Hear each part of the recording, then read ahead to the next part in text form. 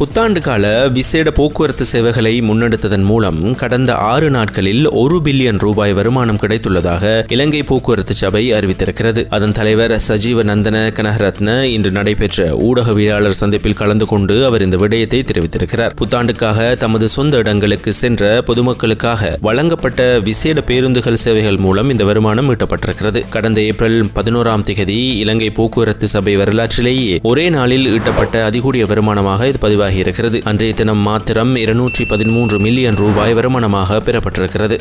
இன்று அதாவது 15ஆம் தேதி 16ஆம் தேதி மற்றும் நாளை மறுதினம் 17ஆம் தேதிகளில் அனைத்து அரச நிறுவனங்களும் அலுவலகங்களும் வழமை போல் திறந்திருக்கும் என பொது நிர்வாக மாகாண சபைகள் மற்றும் உள்ளூராட்சி அமைச்சு அறிவித்திருக்கிறது. தமிழ் மற்றும் சிங்கள புத்தாண்டை முன்னிட்டு அரச ஊழியர்களுக்கு கடந்த திங்கட்கிழமை மற்றும் நேற்று ஆகிய 2 நாட்கள் மட்டுமே விடுமுறை வழங்கப்பட்டிருந்தது. இந்த நிலையில் இன்று முதல் அரசு நிறுவனங்கள் மற்றும் அலுவலகங்களின் செயல்பாடுகள் வழமை போல் இடம்பெறும் என அந்த திணைக்களம் குறிப்பிட்டிருக்கிறது. அதே நேரம் சித்திரை புத்தாண்டுக்காக சொந்த ஊர்களுக்கு சென்று மீண்டும் கொழும்புக்கு திரும்பும் பயணிகள் தேவையை கருத்தில் கொண்டு இன்று முதல் பஸ்களை சேவையில் ஈடுபடுத்த நடவடிக்கை எடுத்துள்ளதாக தேசிய போக்குவரத்து ஆணைக்குழு தெரிவித்திருக்கிறது. அனைத்து மாகாண போக்குவரத்து அதிகார சபைகளுக்கும் இதற்கான அறிவுறுத்தல்கள் வழங்கப்பட்டுள்ளதாக அதன் போக்குவரத்து பணிப்பாளர் ஷெரின் அத்துக்கோரல குறிப்பிட்டிருக்கிறார்.